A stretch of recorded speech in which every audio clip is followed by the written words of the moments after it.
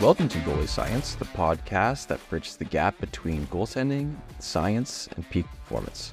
I'm your host, Jamie Phillips, a former professional goalie, currently pursuing a doctorate in physical therapy and specializing in goalie performance coaching. Joining me as always is Dr. Ben Cernick, a seasoned goalie coach and sports analytics specialist. Whether you find yourself at home, on the road, or at the rink, grab a cup of your favorite beverage and let's drop the puck on this week's episode.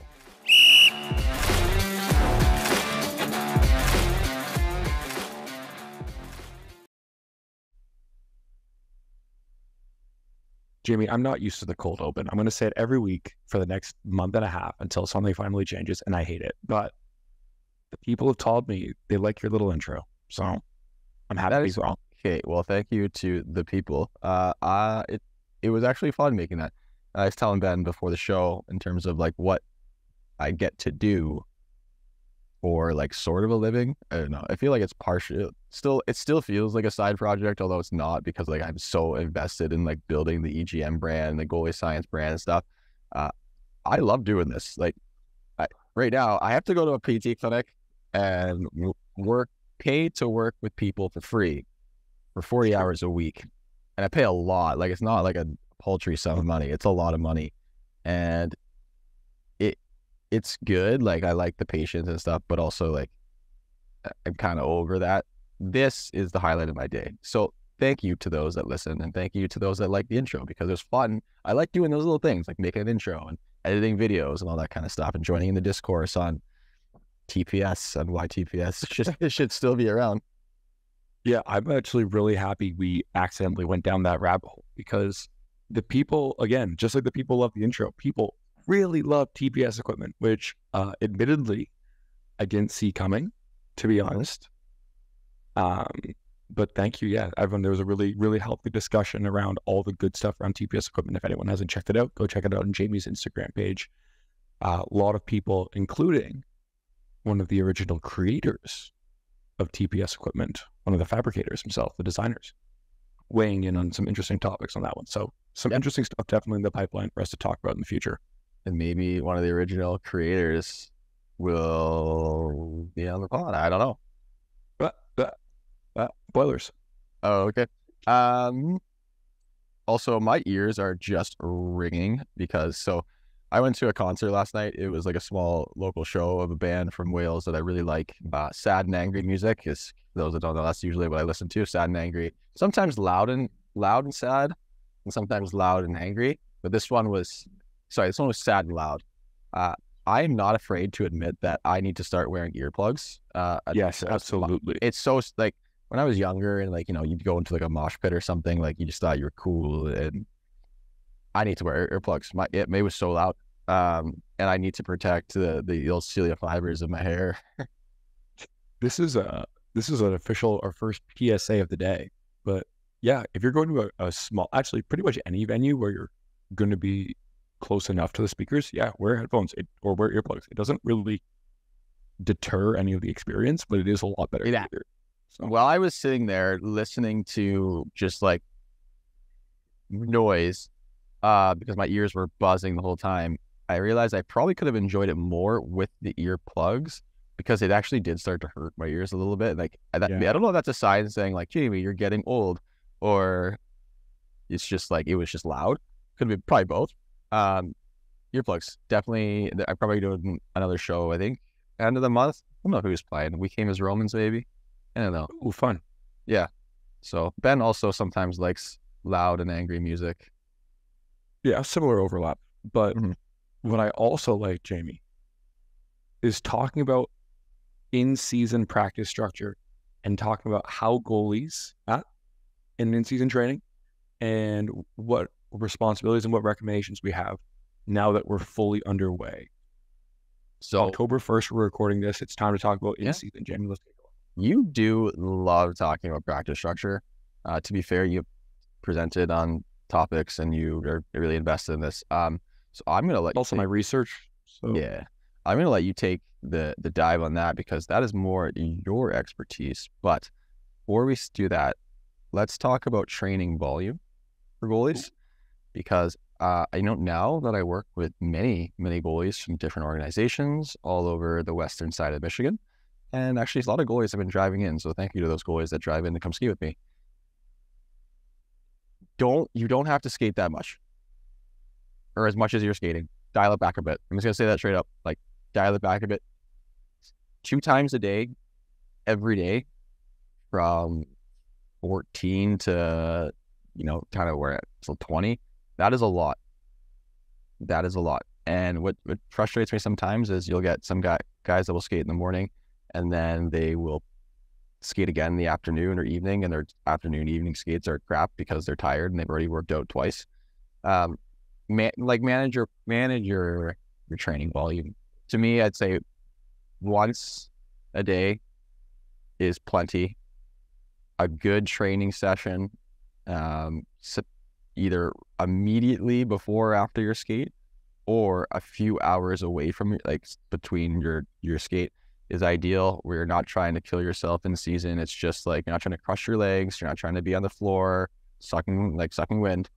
You're in there. It's maintenance. You're trying to maintain your progress you made in the off season. I don't really know. I think a lot of it does come from people think they need to, they think more is better, and oftentimes more is not better. I've had this conversation actually probably about 5 times in the last couple of weeks, where if you're like a hockey parent or goalie parent listening, and you might be thinking, well, little Johnny, who's the captain on the team, his parents have him in skills and this and this. Don't worry. Like, it's not about keeping up with the Joneses. It's about playing the long game. And actually, the podcast that I just sent out, that's kind of the message of it, is playing the long game. It's not about how good are you going to get next week. It's about how good are you going to be in 8 to 10 years when you look back and you're like, okay, now I'm playing pro hockey or college hockey or whatever. All that work was good, but you can't get there if your hips are constantly hurting, or you're tweaking your groin all the time, or you're just generally exhausted and you burn out. So it sucks to see sometimes that I get young kids. They're like, oh, my hips are hurting every single day. How often when did the last time you skate? Well, this morning. Oh, well, why? Why'd you do that? Yeah. So for those who are maybe newer to the podcast, appreciate you for hopping on. Yeah, thank you. I do hockey training load research as part of one of my jobs. It's stuff that we try to understand is how much, how does practice affect how we recover, how we train, what does different practices look like, how does that affect, players, forwards, defense, goalies. It's the work that we do. It's really, really fun, and it's really interesting. It really ties into what Jamie's talking about here, where a lot of practices, especially at like a team level, are in goalie land. They're not always geared at goalies, which means that a lot of the time we try to play catch up by getting more ice, because you feel like, you're not doing enough by how those standards work sometimes, especially in season. Might be a systems practice where you feel like you don't get a lot of work as a goalie, and that can be frustrating. And so we try to play catch up sometimes. We have to be aware of that that's still a lot of time on ice, right? And there is something to be said just about the volume of you being on the ice, being engaged with the mental part and the physical part, involved with all of that. And so, yeah, you don't need to be on the ice for 15 hours a week. In fact, I would strongly discourage that. At some point, there is what we call diminishing returns, right? Where, there's value in practice, but what we know from motor learning and skill acquisition research is that if you're just practicing without the intent of without having good focus, without having good ability, actually going through proper technical demands, that's not really that helpful in the long run for skill development, right? There's this idea of deliberate practice that requires it to be demanding, that requires it to be intentful, and requires it to be purposeful. And if you're not really meeting those standards, and demanding can be kind of like a bit of subjective one, but if you're not meeting that intentful and purposeful standard of what your skates are doing, it's probably not worthwhile anyway. It's probably just taking up time out of your day and making you tired, right? If you're at a practice and you just do 150 butterflies and you skate around and you don't think about what you're doing, does that really help you, Jamie? What do you think? No, I mean, it's looking at, do you practicing for the sake of practicing, or you want deliberate practice? And it does suck because, again, things are not geared towards goalies. However, the one caveat that I would say is if you have a short, when I say short, I mean like less than 45-minute goal each session, say in the morning, and then you have practice in the afternoon, as long as your goalie coach understands that you are also skating later, I think that might be um, the one kind of caveat that I have where you can get away. Fine. Yeah, where you can get away with it. But it's like when you're getting just shot after shot after shot after shot after shot, you're standing there. And the problem is too, is that this, I was actually saving this for another pod, and we can get into later, was like practice habits with goalies. You can't, it's hard to have good practice habits when you're going to skate, you know, you're going to skate for 2 to 3 hours, and it's just shot after shot after shot after shot. And eventually it's like, you can't go down, you can't try on every shot because it would be so exhausting. And then that's when you get bad habits. And then when you get bad habits, it creeps into your game.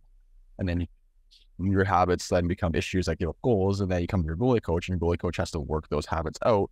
And then it's a continuous cycle because it's harder to progress. And so it's like, there's a lot of layers to it. It's just, you don't have to skate that much. I wish I could like emphasize it, unless, especially if it's a general practice, you can have a skills session where it's like you're really focusing in, say you're focusing in on tracking and you're doing most of your stuff from your knees, or it's like 1 movement or 2 movements into set, then you're making your save, and then you just come back, and it's not very exhausting in terms of like a 0 to 10 scale or an RP scale, of 10 being like the most exhausting, 0 being nothing. You're at like a 4 or 5. You're not even getting up to that 7 or 8.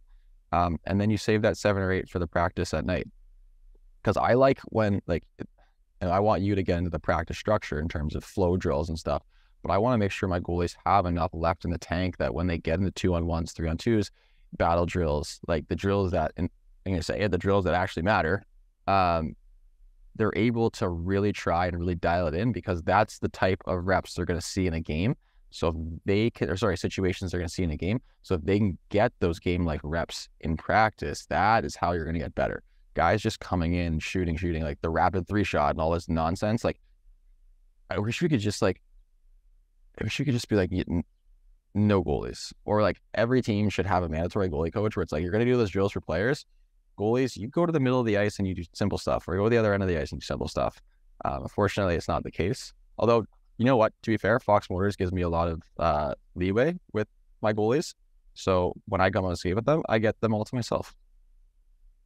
Yeah, I'm fortunate in the same respect that when I go out and work with teams, I get the same thing. So, which is really nice. But yeah, the one thing I really wanted to say, and you hammered it home a few seconds ago, is that a responsibility for goalies, and this is what I want to talk about as part of practice structure, like a responsibility for goalies at practice is ensuring that you're using your energy properly, that you're being intentful with what your team's practice structure looks like, right? There's something that really just bothers me is when I'll watch goalies burn themselves out on the first 20 minutes of practice. That's like warm up and flow.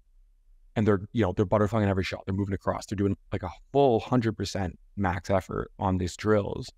And then by the time we get into, like you said, odd man rush drills that are a little more paced, or we get into in-zone work, small area games, there's not enough gas left in the tank. And it's like, that is the stuff that is where we know that you're going to do more realistic learning. And so what that is, fancy term, we just call it representative design, right? Like, how closely does the design of a drill mimic the demands of a game? That includes the pacing, that includes the threat distance, right? So like a flow drill is one of the least representative drills you can think of. Like it pretty much doesn't happen in games, which means if you're a goalie on a team that does pretty much only flow, and I don't think there's too many teams, especially as you get older, that only do that, but younger, there's definitely lots and lots and lots of flow. Goalies need to learn how to turn that into a realistic situation, right? Yeah. If you're not turning to a realistic situation, what do you get out of it? We talk about this all the time, Jamie. You can turn any flow drill into a tracking drill by sitting on your goal line, basically, and trying to track everything, right? That's a simple fix. You might need to communicate that with your coaches, but that's one fix that I recommend to every goalie. Goalies do not like to listen to me on this one. No, and the thing is, I'm going to interject because I would not have listened to you either. Also, like, it's hard because when I was in college, if you did not try in every single shot, you were not going to get an opportunity to play, and it was dumb. But sometimes that's just the way it goes. But I think a lot of that, especially in the younger minor hockey, like honestly, like no one really cares about practice. No one really cared about my practice habits in minor hockey and junior hockey, other than the goalie coaches. So listen to us like this one. Take advantage of those, like Ben said, stand in your goal line, turn them into tracking. When you have those drills where it's like 3 shots in a row, like rapid shots in a row, the first 2, just like track. That second one, dial it in. So then you can conserve energy. You know, you're only putting in 33%. It's rather than just like pushing. You're not getting anything out of it. So if you can, but when we say track, like I just want to make sure that we're not talking about just let it come by, hit you. We're talking about maybe you're not going down in a butterfly, but your head and shoulders are watching everything in. Your hands are dialing it in. Your eyes are engaged. So you are getting something out of it. It's just not as physically taxing on your body. We're never going to be advocates for wasting time or being lazy. This is an excuse for being lazy.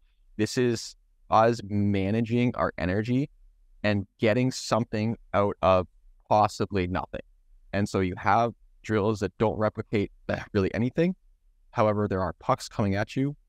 We can benefit by making the net larger behind us. So now we have to reach our hands more. We have to be more patient. Maybe you do want to go down, but you're challenging yourself by really making sure that you're not going down on high shots and you're able to hold your feet. Like there's things that you can do. And so I know that there's going to be someone that's going to we're going to give them an inch and they're going to take a mile. Yeah. We're not advocates for being lazy. Yes, we do get frustrated. We complain about practice. Let us do the complaining. You goalies at home do the stopping pucks. And if you need ideas or suggestions, you can always reach out. Or if your coach doesn't get it, one, you can let them listen to this podcast, or honestly, just have your coach reach out to us. I've actually spoken with a few coaches on teams that, they're like, hey, my goalie parent says you should do this. And I go, okay, well, this is kind of the reason why, and just think about it long-term. And I can do a good job convincing parents and coaches goalie. I think, and Jamie, I want to ask you this one too. You're at a practice, you're coaching teams doing like a warm-up, a flow drill or whatever. Scale from 0 to 10, how much would it irk you to see your goalie 2 feet out from their top of their crease on the flow drill, not having any retreat, just standing at the top because they know the player's just going to come shoot at them? Because it's probably it drives me nuts because it's the worst of all worlds, right? You're not playing that situation. If you're simulating that to be a realistic situation, you're not playing it realistically anymore. You're no longer getting, you're just stopping a puck on an artificially small net on a player who sometimes will probably just skate around you anyway or shoot from really close. And it's just now the shooter's not getting something from this, the goalie's not getting something. You're never playing that situation like that. And you're not working on a specific skill intensely. Just don't do that. I know. There's the thing is too, is there's just so many layers. There's just so many layers to the conversation. And I you know what? Again, there are a lot of more teams. I've actually seen less flow drills here, although it might be different because when I come and skate with the teams, I get the first 30 minutes. But so far, there's been less flow as an average. So I'm hoping that is changing across the board, and USA Hockey and Hockey Canada are starting to do that. But I really highly doubt it. Or try to promote that, but I don't know. Yes, you can make something out of nothing. You can make something out of nothing, and so we are really trying to be advocates for finding different ways to make practice purposeful, even if the drills are not specifically tailored to you. Although there was a practice I was at, and that the drill was legit one-timers from the circle. I think the goalie should get out of the net. I'll be honest. I think the goalie should get out of the net. I'm fine with that. Or when I do goalie skates, I usually let guys take one-timers, but I say they have to be below the waist. Yeah, that's my rule, because you should learn how to try to read a release off a one-timer, be able to adapt. Okay, the guy's on the one-time side. What does that mean? maybe he fumbles it, I need to adjust, I need to hold my feet. And so it's really important to be able to handle those. But guys are just getting crushed in the face. So, it's the worst. So yeah, just keep it below the waist. And if you're a player, or if for some reason you're a player listening to this goalie podcast, stop there. Stop shooting your goalie's head in one-timers. Stop taking one-timers from 12 feet away and trying to go bar down on a goalie who's going to get there and just absolutely smoking them in the collarbone or smoking them. It doesn't matter. Like, you practicing one-timers with a goalie in the net versus with a goalie not in the net, it doesn't matter. Just practice with a goalie not in the net so you can try to go bar down, post in. It doesn't change at all. Like, the goalie's there or not, the net's in the same spot. Trust me. You're not changing your one-timer location around where the goalie is because the one side of the net's all the way open. You're always trying to go basically short side post in, or you're trying to be patient going across body. Yeah, like, goalies don't really need to be in the net for that. No. I actually had an interesting conversation with someone. You know what? And I was a coward. I should have pulled the goalies and I didn't. I was a coward. We'll save it for a different time. But there's something also, again, like, for, there's parents, there's goalies, there's sometimes coaches listening to this too, right? Something that we should be able to, it's a goalie science podcast. Jamie, I brought a little science with us this morning. There is the largest body of research on team sport development is in soccer. We say it all the time. We bring up soccer like once a month when we talk about hockey, because soccer, super research forward, lots of money involved. Hockey, also a sport. There is lots of money involved, but from the side of the player and their parents, not as much from governing bodies who stand to lose money. If people ever realize hockey may not be good for you. Did I say that out loud? No, it's fine. Stop. No, did I say that? No, I didn't hear anything. People should continue funding my research. Thank you to all. Cut it. No, so I want to talk about this because there's something really interesting that is if anyone who, also plays soccer or plays soccer, they are the best sport for small area games. They are so good at creating what we call constrained environments. So forcing players to work within artificially small areas that makes them do things differently, right? So you can set up drills that are designed to, simulate situations by just shrinking the area, right? Yeah. Hockey needs to do more of that. Needs to do lots more of it. And I know that Hockey Canada has made at least a push to have more of that included. But there's a really big argument that is seen in soccer that I think can be translated to hockey. And there's a couple papers on this, so maybe we'll link them later. But your small area games, first of all, small area games get goalies involved very, very, very, very much like they would have in an actual game. Plays in tight, they're adapting, they're moving out of their net, even in a much more dynamic way than just, okay, here comes another rush, right? Like, it's the most realistic way goalies will have a dynamic in and out of the net experience is by getting them involved in like a small area game, where the puck is constantly, going 15 feet and then turning around, right, attack in tight. So it always almost kind of replicates a D-zone situation. But what that stuff shows is quickly you can isolate what skills need to be worked on from a team perspective, right? So, okay, our team's not making passes in tight, or they're trying to pass too much. And you can change kind of the rules of your game, and it really allows for the development of the players. But it also is the best situation for a goalie in practice outside of doing like a really structured like power play or drill, really. Because when you're doing 5-on-5 in zone, Jamie, how often in practice do you really get any work? It's like a turnover, battle in the corner, which is fine. That's what the game is like, but you're not getting the same. Or the drill is like meant for like, and then one player is going to shoot and everyone else kind of like backs away. Yeah. Right. So this is my piece of advice to the coaches. And I always say this to goalies too. Like, if you have a good relationship with your coach, bring this up. Say, hey, we want to, like, I think that, like, I would like to see more small area games. It's where you can actually battle and get some good habits. Because one thing that I find, Jamie, this is going to be kind of my transition point, why I wanted to talk about this, is we'll have goalies, in a goalie setting, like a private goalie setting, and their battling will be really good. You know what I mean? They'll take good lines to pucks. They'll battle hard. It's great. You then remove them one layer and you put them in a practice, and it becomes a little scramblier. And you're like, okay, why is it scrambly? Right? Like, you've changed the environment. It's not as controlled anymore. And now those good habits kind of go away. And that's part of practice. You need to be able as a goalie to translate your work from goalie coaching work, your private stuff into practice and then into game. But it's all of them. Yeah. Right? I think the disconnect happens from goalie practice to games because we don't have enough time to really practice it seriously in a team practice where there is less of a controlled environment.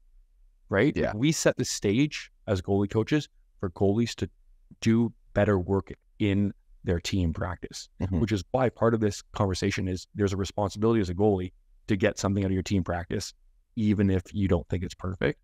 Yeah. But also be a vocal part of, can you communicate with coaches about what drills will be beneficial for you? If you're a coach listening, huge small-sided games. It's one of the best things for skill development, for creativity, both for your players and your goalies. So I know I just said a lot of stuff there, Jamie. So yeah, there is a lot for me to kind of like dive in. First is someone once actually said like, hey, like how come you guys always use soccer research? Ben just said it. Also, sport is sport. Sport is sport, and skill acquisition is typically the same across, like basically our bodies are all the same regardless of what you play. So we can draw from different sports because your body's going to learn however. So like small area in soccer is going to be the same for small area hockey. I do know that like Hockey Canada, Hockey USA have the smaller nets for younger kids. I do think they need to add in a medium-sized net. I was actually talking about this with Bouge because Bouge's kid, Weston, who's a good little goalie on his own, he's now graduated to the full-size net. And so he's given up goal. Way too big of a jump. And the kids learn how to shoot a little bit faster than the goalies can adapt, and so they just flick it right over. It's too big of a jump. Add in a medium-sized net. Yes, I know that there is investment in that, and that sucks. But if Hockey Canada and USA Hockey really want to continue developing athletes in a way that we would say is intelligent, add a middle-sized net. It's worth it. Then after that, what else did you say? I lost track. I was mainly talking about how the main focus, again, like of your practice is to be able to transfer skills and work on game realistic skills. And smaller area games are, you get the most touches as a goalie. Oh, that's level of intensity of frequent touches, right? Yeah. So actually, I was working on smothering hands this week with a lot of my goalies, just trying to just get the basics in early. And when I think about my game, like objectively, I was a pretty good goalie. Subjectively, I was terrible. Yes. Subjectively, I was terrible. But I was really good at battles and tight. And I think about why that contributed. Yes, because I'm long and lanky and 6'4", but I'm also not like super flexible, and I don't seal the bottom of the ice well. But when I look at the training that I did, I spent a lot of time at Bujan, or it's on ice performance center now, but Bujan, like goaltending in his small area, full ice, doing those 2 3-on-3 drills. And so yes, when I got older, we turned into like battles and tight and stuff. But when I was a kid, we just have 2-on-2 small area battle games. And unbeknownst to me at the time, because I was just having fun, that allowed me to build up instinct and train instinct and create a bank of memories and pattern recognition in terms of what typically happens in a battle situation with both forwards and D. And because of that, I became really good at battle. Like in tight, I was really, really good. Shots from outside, those are fine. I had some times where I wasn't my best, but in tight battles, I was very, very, very, very good. And I attribute that to those small areas. And huge. When I look at practice that I had growing up, like team practice, there maybe was one small area game of practice, maybe once every 2 or 3 days, like not as much as there is now. Yeah. There's definitely, to the coach's credits now, there is definitely way more. But for me, I was able to develop that skill because we had every Saturday or every Wednesday, we'd have those like battles, small area games, those little tournaments that we'd sign up for. And that was ultra important to my ability to anticipate and understand and react to the play. Yeah. And so you need environment changes to learn, right? Like if you only ever do 2-on-1 in flow drills, there's just this every day, there is this huge amount of time in practice for all players, forward, D, goalies, where they are not practicing the way that they're going to try to score in games, really. That just, when you said that, it just, ice is so expensive, and Yep. you get an hour of it, and you're telling me that you spend their half of it doing nothing that's actually beneficial. If you want to do a flow drill to get the hands going, it should be the first 5 minutes maybe for the players. Hands going for the players. First 5 minutes, and then we need to get into 2-on-1s, 3-on-2s, because also, like, look, I know when you do a flow drill, or like you'll do like the 4-line Swedish neutral zone and stuff, like players will blow it up and they can't handle passes. Yeah. Doing more of that is probably not going to help. Like, they're still going to blow it up. So if they're going to learn how to handle a pass, they need to be able to handle a pass on a 2-on-1, with a 3-on-2. They need to be able to understand, okay, like a player, it's the same for goalies. The goalies need to understand where players go. Players need to understand where to cut. And it's actually crazy because, like, I made a post about how some of the best shooters and the smartest shooters that I've been with are the ones that shoot on goalies consistently, because they learn, they listen, whether it's through osmosis or they're actively learning. But like, I've started to pick up skill stuff for shooters, and like now I get shooters, I'm like, well, why, like, your hips, why your hips like that? And so I'm learning too. But like, your players, they need to have that deliberate practice, and flow is not deliberate. Flow is a warm-up, and warm-ups need to be quick, really, really quick. Yeah, and so everyone should hold their horses and wait a few months, and we'll have some work hopefully published that kind of highlights or talks about some of this stuff. But yeah, that's the thing that I want to tie into what you just said there. But yeah, like if I could design a perfect practice that is for a team, and the goalies are benefited because goalies are part of the team. It's like, yeah, a 5-minute warm up. It can be, again, like, yeah, Swedish neutral zone, whatever. Canada Cup, for all I care, where you make a. You know what? I like Canada Cup. I like Canada Cup if the players keep their passes under 10 feet.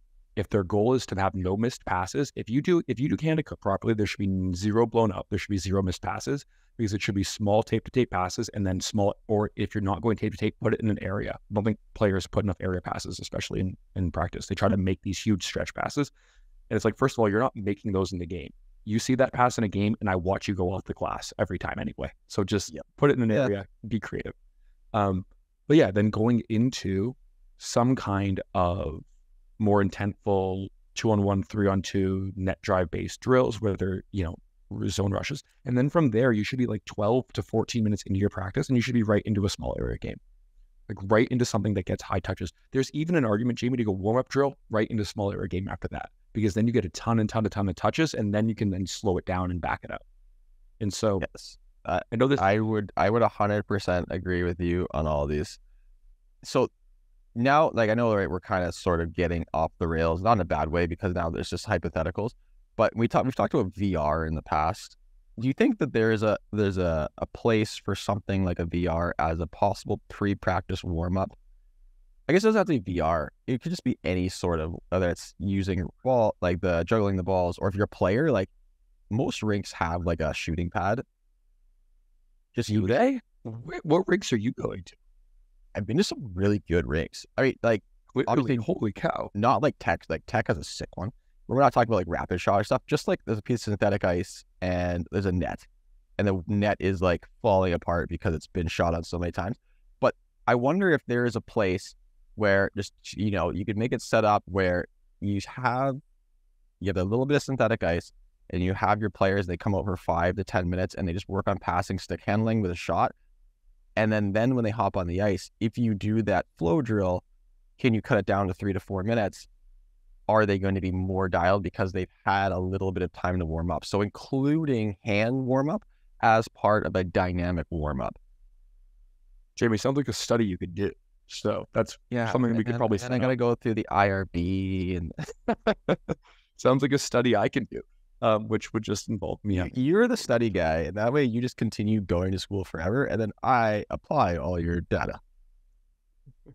But no, I think one of the biggest challenges, and again, this is coming back to the goaltending, is like flow drills and 2-on-1 drills. They get blown up because sometimes our lovely forwards and our D in front of us aren't always, taking it super seriously. They're kind of being silly, which is no one is. I mean, a lot of the time, especially like minor junior hockey, like everyone, you are essentially children, and that's okay. Kids are allowed to make mistakes. They should make mistakes. Mistakes actually help you learn, but those mistakes only help you learn if you're trying to learn them, if you're taking it seriously, right? So the thing about practice is you might be on the ice for an hour, but you're probably only doing stuff for like 35 to 40 minutes of it. Yeah. So, right. So you have when it's your rep, when it's your chance to go, make it count.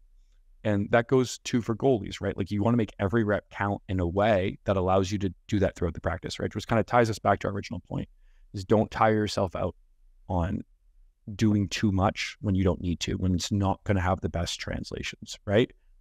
Spend your energy, spend your intensity, spend your focus on maybe the 20 minutes of that practice where you can get that purposeful design practice that's intentful, that's difficult, that is forcing you to make decisions and read plays, right?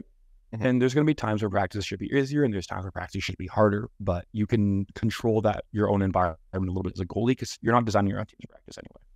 But I know we'll do practice habits, and maybe that's next week, Jamie. We just jump right into practice habits after, but this kind of ties into what I think is goalies' responsibilities in practice. It's your job to get something out of every drill. So you have to figure out what it is you can get out of it. That's true. Yeah. No, that is true. And it's we can harp on it again and again, but I think ultimately there needs to be like some more, that discussion and the application needs to come either from the organization, which is why it's important to have like qualified goalie coaches in the organization focusing on goalie development.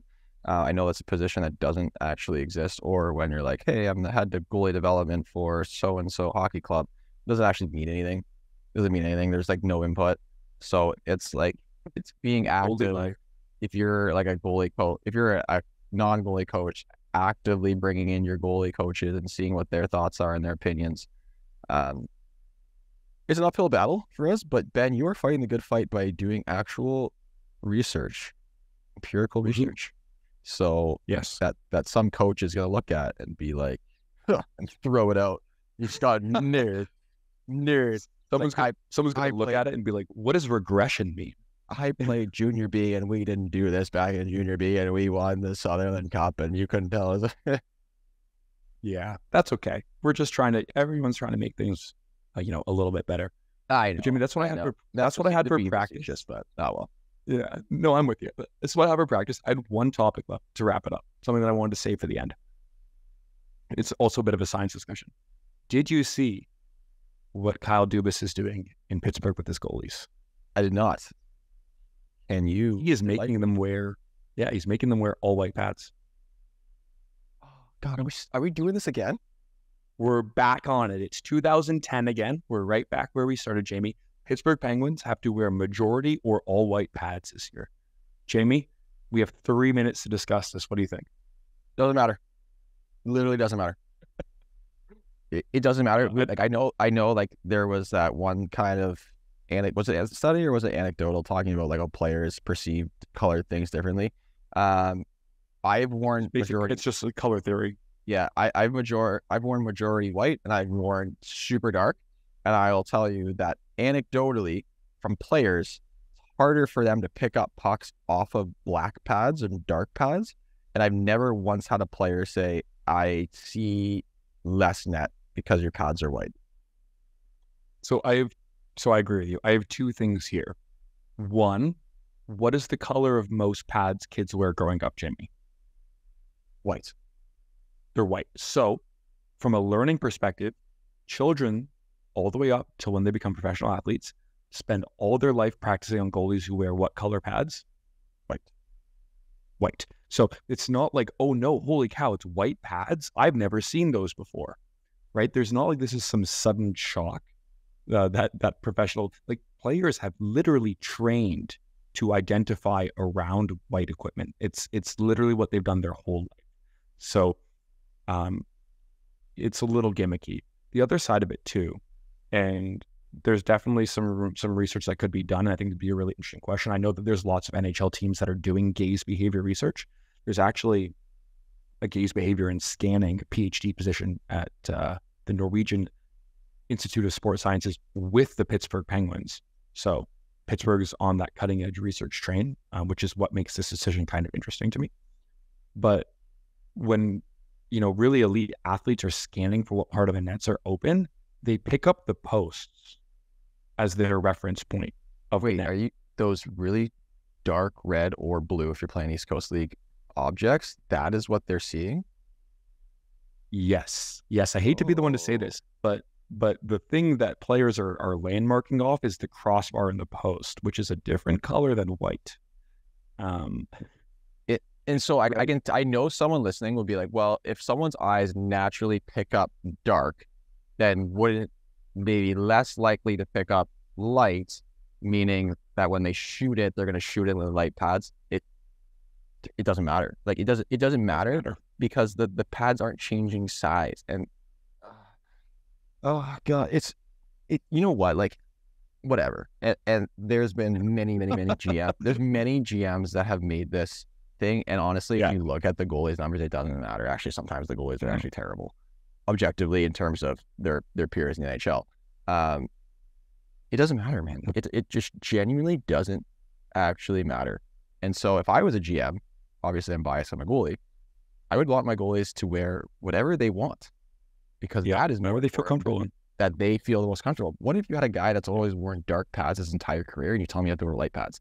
That's going to do more messing up his mind than the possible hypothetical of some players seeing less net or shoot. I don't know. I mean, Jari wore black pads last year, so wore black and yellow pads, so he's making a pretty harsh jump.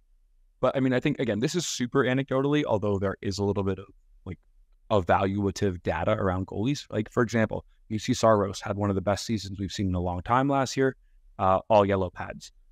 Ilya Sorokin, great goalie in New York, all white pads. Like here's my super hot take. If your goalie is very good, doesn't matter the type of pads he wears, because he's still very good. Pretty good one, Jamie. Yeah, I mean, it's cutting edge, but it's true. Carey Price wore all red. Binnington wore blue when they won the Stanley Cup, I think. Like it just doesn't matter. I understand trying to give yourself any edge you can get, right? It's a game of inches, and hockey's a game with a ton of variance, right? Where it's not super consistent. The best team does not always win. Mm-hmm. And so I understand trying to give yourself every single percentage point. But I'd imagine, like you said, Jamie, I think that's probably the place to kind of wrap up. We always talk about so much of the research tells us that the best thing we can do equipment-wise is be comfortable, right? From a health perspective, and that includes a psychological health perspective, right? Every goalie, like we talked about TPS last week, and everyone jumped in. They love talking about gear. We're goalies. We're obsessed with the equipment. And I know about you, Jamie, one of my favorite parts each year, especially as I got older and I could design all my equipment each year, is the thought process of making your gear yours for that season, right? Oh, so much fun. I wish I had DigiPrint back when I played. Back like towards you wore green pads when I was younger. When you were in a blue team. When I was younger, yeah, because I was called getting traded, Ben. Some of us didn't play pro and didn't have to get traded, Jamie. Some of us just stopped playing.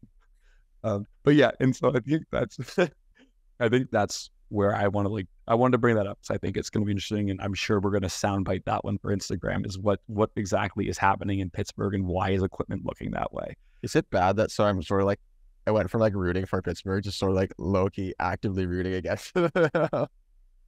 Yeah, because again, like hockey's really bad for this in general, but we don't let the athletes like be creative and show emotion and all this stuff.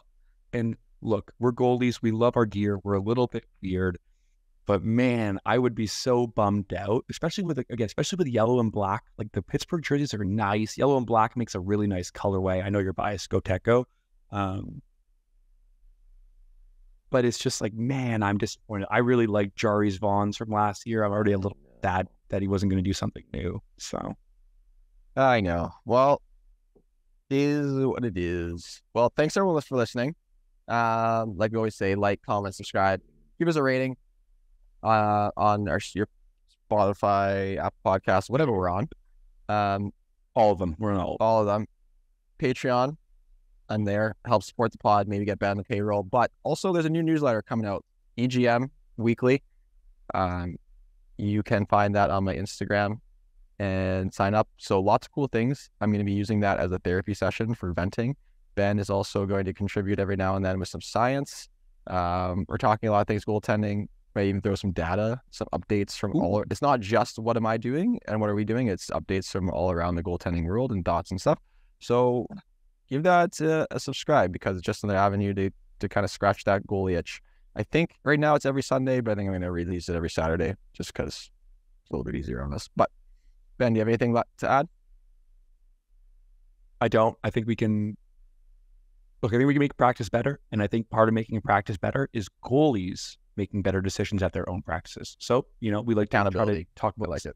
Yep, exactly. We like to talk about changing systems, and I think there is good progress being made, but it also falls on the shoulders of our athletes too, right? Make the most of your time, make good decisions, try to get better, and try to bring your good habits that you spend working with Jamie and bring them into your own team practices, because it doesn't matter how many sessions you do with Jamie if you're not bringing that stuff into your practices, because it's never going to get to games. Correct. Awesome. Until next time, Jamie.